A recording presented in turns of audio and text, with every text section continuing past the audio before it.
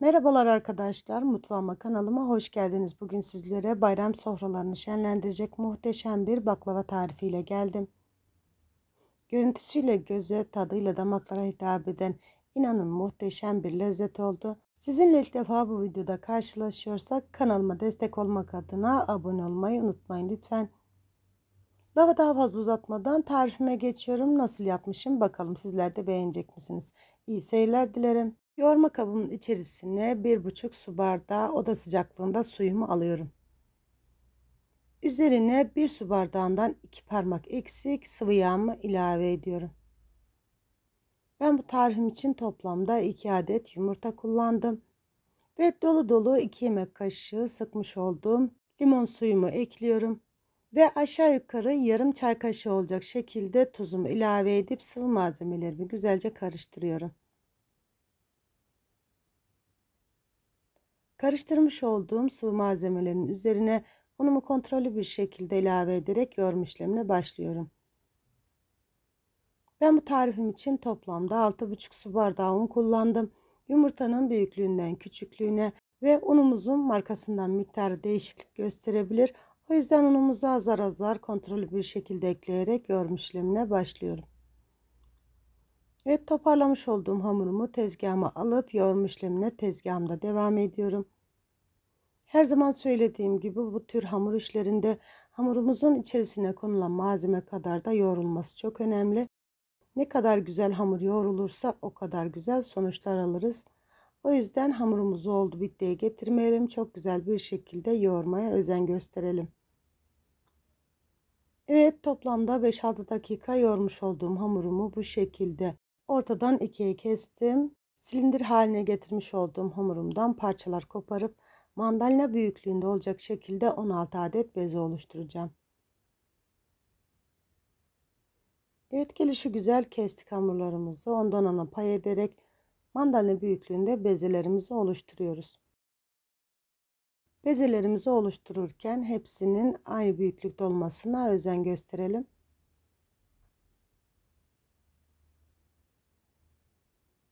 Evet, bu şekilde yapmış olduğumuz bezelerimizi hiç dinlendirme yapmadan üzerlerine güzelce mısır nişastamdan ilave edip tatlı tabağı büyüklüğünde açıyorum. Açmış olduğum bezelerimi bir kenara alıyorum ve bütün bezelerim bitene kadar aynı işleme devam ediyorum. Bu esnada çok fazla nişasta kullanmayalım. Hamurumuz sertleşir, çok güzel bir şekilde açılmaz. O yüzden hamurumuzu yapıştırmayacak kadar nişasta kullanmamız kafi olacaktır. Evet, bu şekilde bütün hamurlarımı tatlı tabağı büyüklüğünde açıp bir kenara alıyorum. Açmış olduğum hamurlarımı yine aralarına bol bol nişasta serperek bir servis tabağıma alıyorum. Ben baklavalarım için mısır nişastası kullanıyorum. Siz dilerseniz buğday nişastası da tercih edebilirsiniz. Evet, bu şekilde bütün bezelerimi üst üste gelecek şekilde yerleştirdim. Ve üzerine bu şekilde naylon poşetle kapatıyorum. Hava almayacak bir şekilde hamurlarımı 1 saat dinlendiriyorum. Dinlendirmiş olduğum hamurlarımı tezgahıma alıp ikişerli olacak şekilde açma işlemine başlıyorum. Ben hamurlarımı ikişer ikişer açtım. Siz dilerseniz teker teker de açabilirsiniz. Yine bu açma işleminde aralarına bol bol nişasta ilavesi yapıyorum. Ve hamurumu açarken çok hafif hareketlerle açmaya özen gösteriyorum. Çok nazik hareketlerle açmaya dikkat edelim. Çok hızlı bir şekilde bastırdığımız zaman birdenbire açılır, kenarlarında büzüşme olur. O yüzden hamurumuzu kontrollü bir şekilde, dikkatli bir şekilde hafif hareketlerle açmaya özen gösterelim. Bu şekilde ikişerli açtığımız zaman altta kalan beze ufak oluyor arkadaşlar. Tam da bu esnada hamurumuzu bir ters düz edelim. Alttaki hamuru üste getirelim. Sonrasında yine açma işlemine devam edelim. Evet, ara ara ikili olacak şekilde sarıp açıyorum. Ara ara da tekli olacak şekilde hamurlarımı kendime doğru çekiştirerek açma işlemine devam ediyorum. Evet, tam da bu esnada oklavamı değiştirdim. Oklavam küçük geldi. Büyük oklavamı aldım. Tekrardan açma işlemine devam ediyorum. Evet arkadaşlar, siz videomu izlerken benim de sizden ufacık bir ricam olacak. Sizinle ilk defa bu videoda karşılaşıyorsak bu ve bunun gibi güzel tariflerim için kanalıma ücretsiz bir şekilde abone olmayı ve yepyeni tariflerimden haberdar olmak için bildirim zil sesini açmayı unutmayın lütfen. Kanalımın büyüyüp çok güzel bir yerlere gelmesi adına sizin desteklerinize çok ihtiyacım var ve ben sizin destekleriniz sayesinde kanalımın büyüyüp çok güzel bir yerlere geleceğine gönülden inanıyorum. Videomun yorumlar kısmına tarifimle ve kanalımla alakalı olumlu olumsuz görüş ve düşüncelerinizi bildiren yorumlarınızı bekliyor olacağım. Ayrıca beğenmiş olduğunuz videolarımı sosyal medya hesaplarınızdan dostlarınızla ve arkadaşlarınızla da paylaşarak bana destek olabilirsiniz. Şimdiden destekleriniz için çok ama çok teşekkür ediyorum. Evet arkadaşlar, ben sizinle sohbet ederken bu esnada hamurumu açtım. Bir kitap yardımıyla ne kadar ince bir kıvamda olduğunu gösterdim ve tatlımın yapım aşamasına geçiyorum. Tekli olacak şekilde sermiş olduğum hamurumu 4 parmak kalınlığında bu şekilde uzun şeritler halinde kesiyorum. Ve şekilde görmüş olduğunuz gibi kenarlarında birer parmak kalacak şekilde büzgüler oluşturuyorum.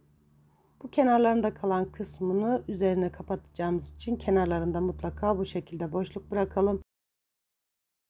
Ve hamurumun kenarlarından çıkan kısımları şeritler oluşturmuş olduğum hamurumun içerisine ekledim. İki kenardakilerin içerisine.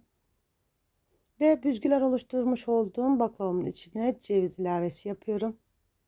Ben ceviz kullandım arkadaşlar. Siz dilerseniz fındık, fıstık da kullanabilirsiniz. Bu tarifimizi Antep fıstığıyla da yapabilirsiniz. Gerçekten her haliyle muhteşem oluyor. Evet, cevizlerimi yerleştirdim ve şekilde görmüş olduğunuz gibi iki ucunu üzerine kapatıyorum ve kenarlarından katlamalar yapıp baklavamı oluşturuyorum.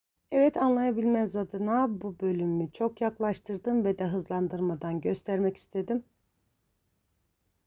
Açmış olduğumuz hamurlarımızı 4 parmak enliliğinde olacak şekilde şeritler halinde kesiyoruz. Bu şekilde büzgüler oluşturuyoruz. Büzgüler oluştururken kenarlarında bir miktar yufka bırakıyoruz. Ve şekilde görüldüğü gibi kenarlarında bırakmış olduğumuz kısımları üste gelecek şekilde katlayıp kenarlardan içe doğru katlayıp baklavamızı yapıp tepsimize yerleştiriyoruz. Bütün hamurlarımız bitene kadar bu işleme devam ediyoruz. Bütün tariflerimde olduğu gibi bu tarifimi de anlaşılır ve de pratik bir şekilde bütün püf noktalarıyla vermeye çalıştım. Şayet unutmuş ve atlamış olduğum bir bölüm varsa videomun yorumlar kısmından ulaşırsanız mutlaka gördüğüm an dönüş yapıyorum. Evet, tekrardan şu şekilde göstermek istiyorum baklavamın yapılışını. Videomuzun tutup sizi bunaltmamak adına şerbet tarifini vermedim arkadaşlar. Şöyle bir üzerinden geçmek istiyorum. 5 su bardağı toz şekerimi ve 5 su bardağı suyumu tencereme aldım. Üzerine çeyrek limon sıktım ve kaynamaya bıraktım. Kaynamış olan şerbetimi kaynadıktan sonra 25-30 dakika daha kısık ateşte kaynamaya aldım. 20-25 dakikanın sonunda kaynamış olan şerbetimi tabağıma alıp kontrol ettim. Kıvamının olduğuna emin olduktan sonra tenceremin altını kapatıp şerbetimi soğumaya bıraktım. İlk sıcaklığı geçmiş olan tatlarımızla soğuk şerbetimizi buluşturacağımız için öncesinde şerbetimizi yapmaya özen gösterelim. Ben şerbet tarifimi bu şekilde anlattım. Yine aklınıza takılan bir soru olursa diğer videolarımda şerbet tarifi var. Oradan bakabilirsiniz. Hatta videomun yorumlar kısmına şerbetle alakalı merak ettiğiniz sorularınız varsa yöneltebilirsiniz. Gördüğüm an mutlaka dönüş yapıyorum. Evet, yakın çekimde bu şekilde tekrardan gösteriyorum tatlılarımı. Bu tatlımızı hemen yapıp tüketebileceğiniz gibi. Yaptıktan sonra soğumuş olan tatlımızı üzerine streç filmle sarıp buzlukta muhafaza edebilirsiniz. Bayrama yakın çıkarıp fırında ısıtıp soğuk şerbetle buluşturup ağız tadıyla tüketebilirsiniz. Bayram öncesi çok yoğun olduğum için ben bu şekilde yapıyorum. Hatta ben şerbetlemiş olduğum tatlımı da aynı şekilde buzluğumda muhafaza ediyorum. Bayramdan bir gün öncesi çıkarıp oda sıcaklığında bekletiyorum. Ve bayramda taze yapılmış gibi tazeliğinden, çıtırlığından ödün vermeden gerçekten muhteşem bir şekilde misafirlerime ikram ediyorum. Evet, bütün tatlılarımı yaptım, hazırladım. Ben bu tatlım için 250 gram tereyağı ve 1 çay bardağı sıvı yağımı karıştırdım. Eritmiş olduğum tereyağımı tortularından arındırdım, süzdüm ve ılımış olan tereyağı sıvı yağ karışımımı tatlılarıma buluşturuyorum. Yağım sıcak olmasın arkadaşlar. Sıcak yağ çok çabuk bir şekilde tatlımızın kızarmasına neden olur. Çok çabuk kızaran tatlılarda içerisini çekmez, hamur olur arkadaşlar. Bu da bilginize. Yağımızın mutlaka ılık olmasına özen gösterelim. Ben bu tatlımı 170 derecelik fırında aşağı yukarı 40-45 dakikada pişirdim. Tatlılarımızın içini çeke çeke pişmesi için, hamur kalmaması için mutlaka çok yüksek bir fırın derecesinde pişirmeyelim. 170-180 derecelik fırın derecesi ideal arkadaşlar. Tabi her zaman söylediğim gibi fırınımızın marka ve kalitesine göre pişirme süresi uzayıp kısalabilir. O yüzden kontrollü bir şekilde pişirmeye özen gösterelim. Tatlılarımızın pişmiş hali bu şekilde olacak arkadaşlar. Şerbetle buluştuğu zaman rengi koyulaşıyor. Orijinal baklava bu şekilde olur arkadaşlar. Çok fazla kızarmasına izin vermeyelim. Evet, tatlılarım fırından çıktı. İlk sıcaklığı geçmiş olan tatlılarımla soğuk şerbetimi buluşturuyorum.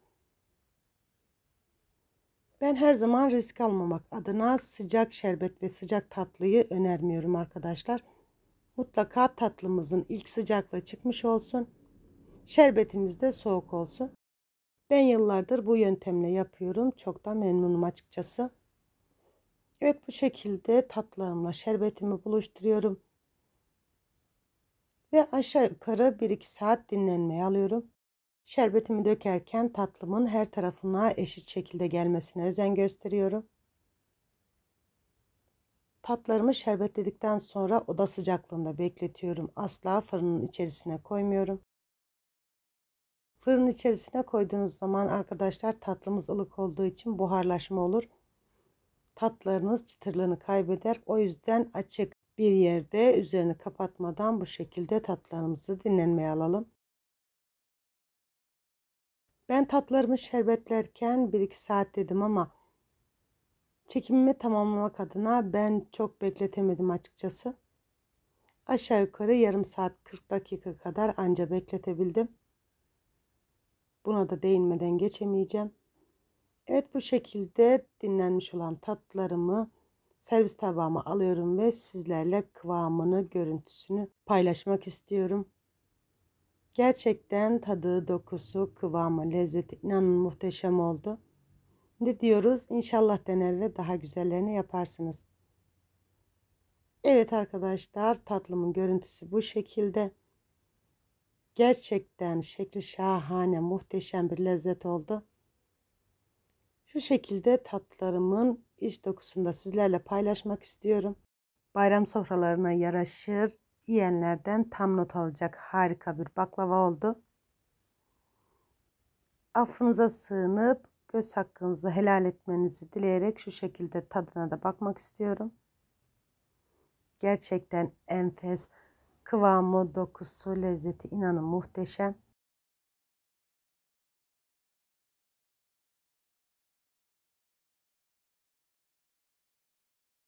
Evet arkadaşlar, siz tatlarımın son halini izlerken ben de size veda edeyim. Bir videomun daha sonuna geldim. Yapıp deneyecek olanlara şimdiden afiyet olsun. Gelmekte olan Kurban Bayramımızı en içten dileklerimle kutluyorum. Hayırlara vesile olmasını temenni ediyorum. Kanalıma göstermiş olduğunuz ilgiden dolayı çok ama çok teşekkür ederim. Yepyeni videolarda görüşmek üzere. İzlediğiniz için teşekkür ederim. Allah'a emanet olun. Hoşça kalın.